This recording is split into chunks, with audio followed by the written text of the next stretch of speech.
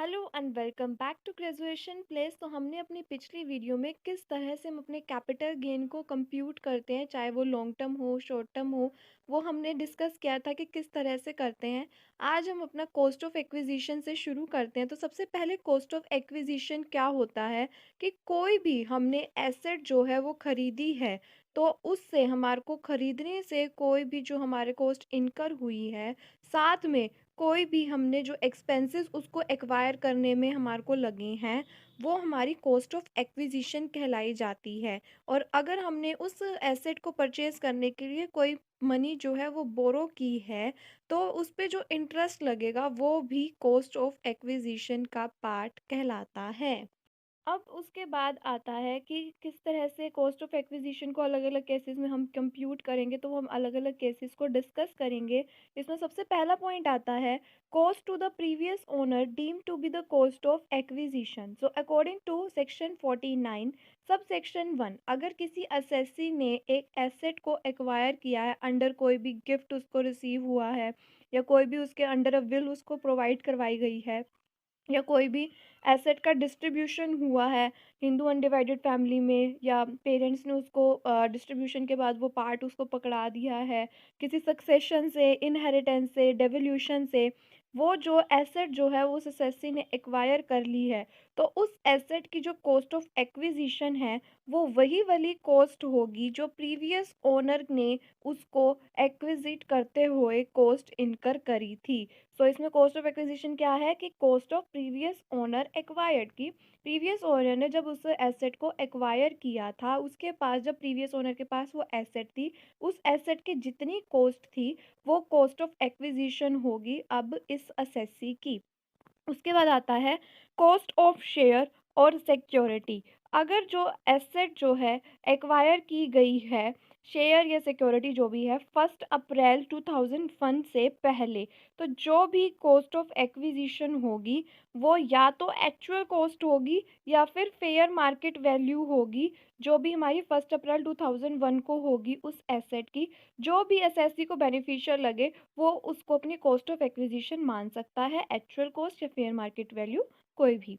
पर अगर उसने एसेट को, मतलब कि उस शेयर या सिक्योरिटी को आफ्टर 31 मार्च 2001 एक्वायर किया है, तो जो भी उस एसेट की, या मतलब कि जो शेयर या सिक्योरिटी है उसकी जो भी एक्चुअल कॉस्ट होगी वही हमारी कॉस्ट ऑफ एक्विजिशन होगी। तो देखो हमने यहाँ पे लिखा हुआ है कि फर्स्ट केस जो था, अगर बिफोर है 1 अप्रैल 2001 से पहले उसने कॉस्ट ऑफ अपना जो एसेट है परचेज कर ली है, तो उस केस में कॉस्ट ऑफ एक्विजिशन जो है वो एक्चुअल कॉस्ट या फेयर मार्केट वैल्यू जो भी उसको बेनिफिशियल लगता है वो ले सकता है। सेकंड केस में अगर उसने 31 मार्च 2001 के बाद एसेट को एक्वायर किया है, तो कॉस्ट ऑफ एक्विजिशन उसकी एक्चुअल कॉस्ट भी ही होगी। नेक्स्ट हमारा टॉपिक आता है कॉस्ट ऑफ बोनस शेयर। तो अगर तो बोनस शेयर या सिक्योरिटी जो है उन्होंने 1 अप्रैल 2001 से पहले ली है, तो जो हमारी कॉस्ट ऑफ एक्विजिशन है वो हमारी जो फेयर मार्केट वैल्यू होगी 1 अप्रैल 2001 को उस एसेट की वही होगी। और अगर इन अदर केसेस उन्होंने, मतलब कि 31 मार्च 2001 के बाद एक्वायर किया है, तो कॉस्ट ऑफ एक्विजिशन जो है वो हमारी नील होगी बोनस शेयर के केस में। उसके बाद हमारा नेक्स्ट पॉइंट आता है cost of acquisition of right issue. So right shares कौन से होते हैं कि वो शेयर जो कि कंपनी जो है अपने एग्जिस्टिंग शेयर होल्डर्स को क्या कहते हैं प्रोवाइड करवाती है, इशू करती है, तो वो हमारे राइट शेयर्स होते हैं। तो अब ये किस तरह से उस केस में कॉस्ट ऑफ एक्विजिशन होगी, तो अगर जो असेसी जो है वो खुद ही अपने उस राइट शेयर्स को रख रहा है, तो उसने उस शेयर्स को एक्वायर करने में जो एक्चुअल अमाउंट पे करी है वही उसकी कॉस्ट ऑफ एक्विजिशन होगी। पर अगर जो है असेसी ने लेने के बाद किसी और को वो राइट शेयर्स जो हैं वो इशू कर दिए हैं, तो उस असेसी के लिए किस तरह से होगी कि जो तो उसने अपने कंपनी को पे किए थे पहले वाले असेसी ने, और उसके बाद जब असेसी ने, पहले वाले असेसी ने उसको वो शेयर्स दिए, तो उस टाइम पर उसने भी उससे कुछ पैसे कमाए होंगे, तो amount paid to purchase the right plus amount paid to company, ये उसकी कॉस्ट ऑफ एक्विजिशन आ जाएगी राइट शेयर के केस में, जब वो किसी और को अपने राइट शेयर्स क्या कहते हैं इशू कर देता है। आपका न्यूमेरिकल पॉइंट ऑफ व्यू से कॉस्ट ऑफ एक्विजिशन का जो टॉपिक हमने अब तक कवर किया है इतना इनफ है, पर थ्योरेटिकल पॉइंट ऑफ व्यू से आपके लिए आगे के पॉइंट्स जानना भी ज़रूरी है, तो हम आगे के पॉइंट डिस्कस करते हैं। इसमें हमारा नेक्स्ट पॉइंट आता है cost of acquisition of goodwill etcetera. According to section 55 subsection 2 subsection A, अगर कोई goodwill, trademark, brand name, right to manufacture और right to carry on any business या फिर प्रोफेशन एक्सेट्रा, ये सारी चीज़ें जो हैं परचेज़ की जाती हैं किसी प्रीवियस ओनर से, तो जो कॉस्ट ऑफ एक्विजिशन है वही होगा कि जो हमने परचेज जितनी अमाउंट में जितनी प्राइस में हमने परचेज की है वही हमारी कॉस्ट ऑफ एक्विजिशन होगी। पर अगर प्रीवियस ओनर जो है वो ट्रांसफ़र करता है सच एसेट को उस असेसी को अंडर द सेक्शन 49 सब सेक्शन 1, जो कि हमने सबसे पहला केस रीड आउट किया था, तो उस केस में कैसे होगी कॉस्ट ऑफ एक्विजिशन कि जो एसेट की वैल्यू जब प्रीवियस ओनर ने उसको एक्वायर किया था वही इस असेसी की भी कॉस्ट ऑफ एक्विजिशन होगी। और अगर कोई अदर केस है तो उस केस में कॉस्ट ऑफ एक्विजिशन जो है हम नील लेंगे। उसके बाद हमारा नेक्स्ट पॉइंट आता है cost of acquisition of a capital asset acquired before 1 April 2001। तो according to section 55 subsection 2 subsection B subsection first, cost of acquisition जो भी हमारी एसेट की कॉस्ट है या फिर जो भी हमारी 1 अप्रैल 2001 को फेयर मार्केट वैल्यू है, हम कोई भी ले सकते हैं। उसके बाद आता है cost of acquisition of an asset acquired by the previous uh owner before 1 April 2001 by any mode under the section 49 सब section 1। So according to section 55 sub section 2 sub section B सब सेक्शन 2, अगर cost of acquisition जो है वो क्या ले सकते हैं हम, तो कोई भी कॉस्ट ऑफ एसेट जो हमारी वो एसेट की कॉस्ट चाहिए या फिर जो भी हमारी फेयर मार्केट वैल्यू होगी 1 अप्रैल 2001 को, इन दोनों में से कोई भी हम ले सकते हैं। एट्थ पॉइंट आता है cost of acquisition of shares in an amalgamated company. So according to section 49 सब सेक्शन 2, हमारी अमलगमेटेड कंपनी के शेयर्स की कॉस्ट ऑफ एक्विजिशन क्या हो सकती है, जो भी हमारे अमलगमेटेड कंपनी के शेयर्स की कॉस्ट है वही हमारी कॉस्ट ऑफ एक्विजिशन होगी। फिर हमारा नेक्स्ट पॉइंट आता है cost of shares in resulting company. So according to section 49 sub section 2C, जो भी हमारे एक्विजिशन की कॉस्ट है वो हमारे शेयर्स की कॉस्ट होगी, जो भी एसएससी की डीमर्ज कंपनी में शेयर्स की कॉस्ट थी वही हमारी कॉस्ट ऑफ एक्विजिशन होगी रिजल्टिंग कंपनी के शेयर्स की।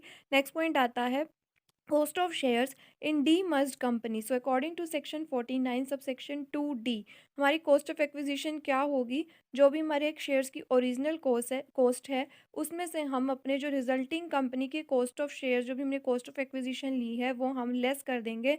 सो हमारी डीमर्ज कंपनी की कॉस्ट ऑफ एक्विजिशन आ जाएगी। नेक्स्ट पॉइंट है cost of stock options to employ.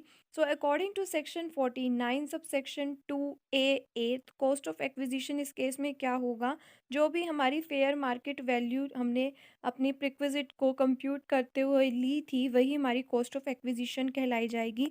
Next इसमें आता है cost of acquisition of equity shares in lieu of preference shares. So according to section 49 सब सेक्शन 2A, हमारी cost of equity shares उस time पर क्या होगी या कॉस्ट ऑफ एक्विजिशन हमारी इक्विटी शेयर्स की क्या होगी, तो वही जो हमारी प्रेफरेंस शेयर की कॉस्ट थी वही हमारी इक्विटी शेयर की या फिर हमारी एक्विजिशन की कॉस्ट कहलाई जाएगी। सो ये हमारे 12 पॉइंट्स मैंने आपको भी जो बताए हैं हमारे थ्योरेटिकल पॉइंट ऑफ व्यू से इनफ है, और मैंने ये आपके सबसे ईजी जो हो सकते हैं कॉस्ट ऑफ एक्विजिशन के पॉइंट्स वही निकाल कर आपको समझाए हैं, ताकि आपको ये पॉइंट्स आसानी से याद रह सकें और आप अच्छे से अपने पेपर में इनको लिख कर आ सकें। अब हमारा नेक्स्ट टॉपिक आता है कि कॉस्ट ऑफ इम्प्रूवमेंट क्या होता है। तो कोई भी एक्सपेंडिचर जो हमने अपने एडिशंस या फिर अल्ट्रेशंस कैपिटल एसेट में करने के लिए इनकर करे हैं वो हमारे कॉस्ट ऑफ इम्प्रूवमेंट कहलाई जाती है। और अब कॉस्ट ऑफ इम्प्रूवमेंट हम किस तरह से लेंगे, तो अगर हमने एसेट जैसे कि कोई गुडविल है, right to manufacture, right to carry on business और प्रोफेशन है, तो उस एसेट के लिए कोई कॉस्ट ऑफ इम्प्रूवमेंट लगाई है तो वो हम नहीं लेंगे, उसकी कॉस्ट ऑफ इम्प्रूवमेंट हम नील होगी हमारी। पर अगर कोई एसेट जो है हमने 1 अप्रैल 2001 से पहले एक्वायर की है तो वो हमारी कॉस्ट ऑफ इम्प्रूवमेंट हम उसकी इग्नोर कर देंगे, नील लेंगे उस केस में। और अगर हमारी कोई एसेट जो है वो हमने 1 अप्रैल 2001 के बाद एक्वायर की है, जो भी हमारी कॉस्ट आई है एडिशंस और अल्ट्रेशंस करने में वो हमारी कॉस्ट ऑफ इम्प्रूवमेंट कहलाई जाएगी।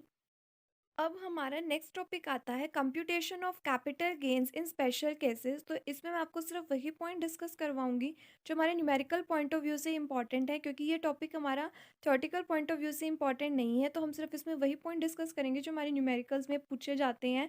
तो इसमें सबसे पहला पॉइंट आता है transfer by way of conversion of capital asset into stock in trade.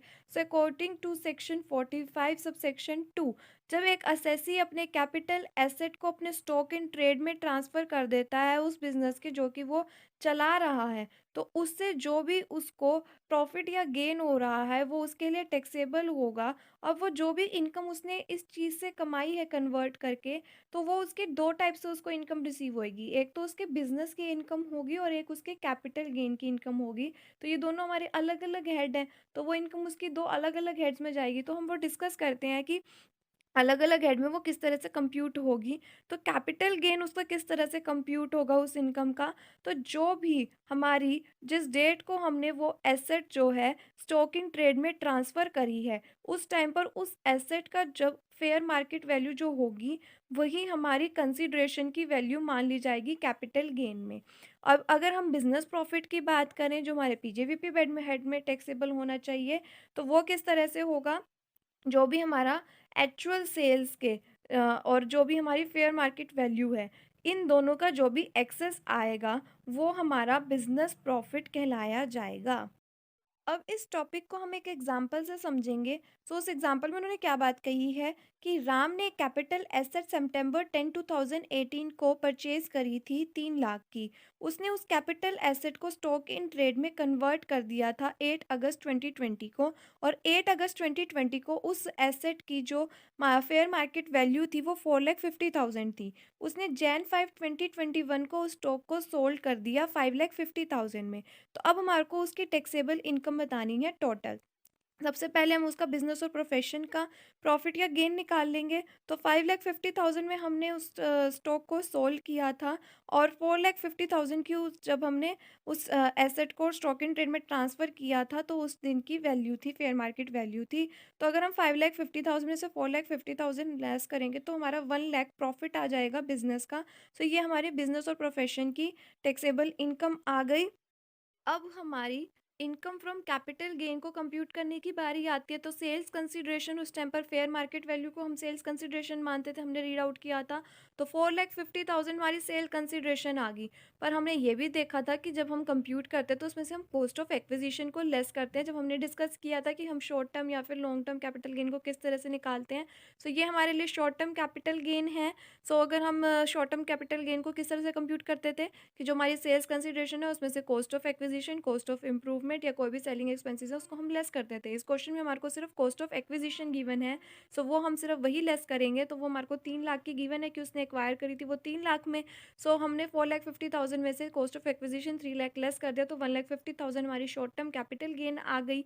अब हमारी टोटल टैक्सेबल इनकम कितनी आई, 1 लाख हमारी बिजनेस प्रोफेशन की इनकम थी और 1,50,000 हमारी कैपिटल गेन की इनकम आ गई। तो 2,50,000 हमारी टोटल टैक्सेबल इनकम आ गई। उसके बाद हमारा नेक्स्ट टॉपिक आता है transfer of capital asset to a firm, AOP और BOI. So according to section 45 subsection 3, अगर एक पार्टनर या फिर कोई मेंबर फर्म का, एसोसिएशन ऑफ पर्सन या बॉडी ऑफ इंडिविजुअल का अपनी कैपिटल एसेट को फर्म, एसोसिएशन ऑफ पर्सन या बॉडी ऑफ इंडिविजुअल में ट्रांसफ़र कर देता है, तो सेल्स कंसिडरेशन हम क्या लेंगे, जो भी हमारी एक्चुअल अमाउंट रिसीव हुई है, मतलब उस मेंबर या पार्टनर को जो भी एक्चुअल अमाउंट रिसीव हुई है वो हमारी सेल्स कंसिडरेशन होगी। या फिर जो भी हमारी एक ही बात तो कही जाएगी कि जो उन्होंने रिकॉर्ड करी है बुक्स ऑफ अकाउंट में कि इतने की उन्होंने कैपिटल एसेट जो है एक्वायर करी है कंपनी, उस फर्म ने, एसोसिएशन ऑफ पर्सन या बीओआई ने, तो वो हमारी सेल्स कंसिडरेशन मानी जाएगी। नेक्स्ट केस आता है transfer by a firm, AOP और BOI. So according to section 45 subsection 4, अगर कोई फर्म एओपी और बीओआई ट्रांसफ़र करते हैं अपने कैपिटल एसेट को किसी पार्टनर या मेंबर को लिक्विडेशन के टाइम पर, तो जो हमारी सेल्स कंसिडरेशन हम क्या लेंगे, तो जो भी हमारी फेयर मार्केट वैल्यू होगी एसेट की, उस ट्रांसफ़र के टाइम पर वही हमारी सेल्स कंसिडरेशन होगी। सो आज का मैंने आपको जितना भी ये टॉपिक बताया है, आप इनके सबसे पहले 1 टू 9 लॉन्ग न्यूमेरिकल्स जो प्रैक्टिकल्स हैं, वो आप सॉल्व करके देखें। आपको ये टॉपिक अच्छे से क्लियर हो जाएगा। सो इस वीडियो के लिए बस इतना ही। आगे का टॉपिक हम अपनी नेक्स्ट वीडियो में कवर करेंगे। अगर आपको मेरी वीडियो अच्छी लगी हो, so please do like, share and subscribe my channel and don't forget to press the bell icon and please do comments. And अगर आपको मेरे लिखे हुए नोट्स चाहिए हो, तो आप मुझे मेरी जीमेल पर कॉन्टैक्ट कर सकते हैं। My Gmail ID graduationplace756@gmail.com। Thank you.